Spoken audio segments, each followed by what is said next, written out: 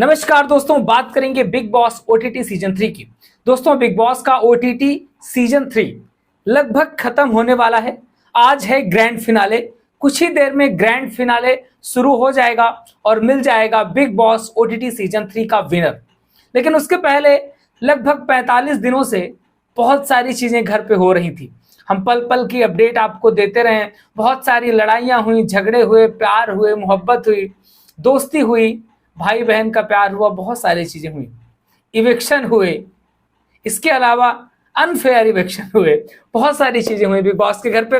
लोग जिसको एक्सपेक्ट कर रहे थे वो लोग नहीं पहुंच पाए, जिसको नहीं एक्सपेक्ट कर रहे थे वो लोग टॉप 5 में पहुंच गए। खैर, जो भी हो, बिग बॉस की कृपा दृष्टि से कुछ लोग टॉप 5 पे पहुंच चुके हैं, कुछ लोग जो डिजर्विंग थे वो रियल पे पहुंच चुके हैं। लेकिन ये होता है कि बिग बॉस के घर पे प्रेस कॉन्फ्रेंस के बाद एक फैमिली वीक रखा जाता है, फैमिली के लोग आते हैं, मुलाकात करते हैं, सारी चीजें होती हैं। लेकिन इस बार आनन फानन में बिग बॉस की टीम ने वो सारी चीजें नहीं कराई और फटाफट फिनाले की ओर रुख कर लिया। जो फिनाले 4 तारीख को होना था वो आज यानी कि 2 तारीख को होने जा रहा है। लेकिन उसी फिनाले पे फैमिली भी आई हुई है और फैमिली को थोड़ा सा समय दिया गया है। एक फैमिली का इमोशनल टच देने के लिए सारी चीजें की गई हैं और आपको बिग बॉस आज स्टार्ट होगा तो शुरुआत में वो सारी चीजें दिखाई जाएंगी। तो वहां पर फैमिली को देख करके लोग रोने लगते हैं, बहुत सारे लोग इमोशनल हो जाते हैं। क्या होता है कि जो कन्फेशन रूम बनाया गया है वहां पर फैमिली के एक एक सदस्य को मिलने के लिए भेजा जाता है और वहां पर दिखाते हैं कि वो मिलने आते हैं लोग, तो काफी मतलब इमोशनल हो जाते हैं। देखते हैं कि भाई यार तुम तो टॉप 5 में पहुंच गए, ये सारी चीजें होती हैं। सबसे पहले वहां पे नेजी के फादर आते हैं। वहां पर नेजी के फादर बहुत सारी बातें करते हैं कि बेटा तुमने बहुत अच्छा किया, ये सारी चीजें, और हमें बहुत ही प्राउड है तुम पे कि तुम मतलब टॉप 2 पे पहुंच चुके हो और अल्लाह के रास्ते पे चलते रहो, अच्छा काम करते रहो, सारी बातें बोलते हैं। तो वहां पर निजी बोलता है कि मुझे भी पापा, मतलब मुझे यहाँ पर आने के बाद मुझे ऐसा लगा कि मतलब मेरा जो लेजीनेस था, जो मेरा आलसीपन था, वो अच्छा नहीं था, वो नहीं होना चाहिए वो सारी चीजें। और मुझे लगा कि मतलब खिदमत बहुत ज़रूरी होती है, खिदमत करनी चाहिए। तो ये नेजी ऐसा बोलते हुए दिखाई देते हैं। खैर, जो उनका लेजीनेस था वो बिग बॉस के घर के अंदर भी दिखाई दिया। और जो बात खिदमत की कर रहे हैं कि खिदमत ज़रूरी होती है, तो उन्होंने जो काम उनको दिए गए हैं वो तो खैर खिदमत उन्होंने करी है, वो टास्क था, टास्क के अंदर किया है। बाकी एक्स्ट्रा कोई भी काम उन्होंने किया नहीं है। खैर, अच्छा हुआ कि वो सीखे हैं सारी चीज़ें, बहुत ही अच्छा लगा कि नेजी ने सारी बातें बोली।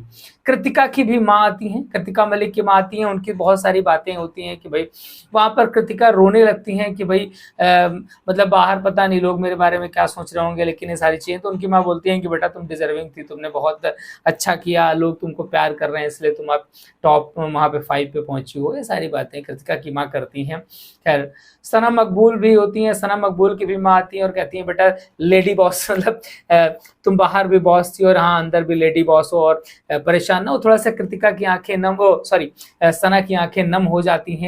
सना थोड़ा सा उदास हो जाती हैं कि मतलब दुखी हो जाती हैं कि मतलब लोग मेरे बारे में ऐसा ऐसा बोलते हैं। तो उनकी माँ उनका उत्साहवर्धन करती हैं, बोलते हैं कि तुम लेडी बॉस हो, टेंशन मत लो।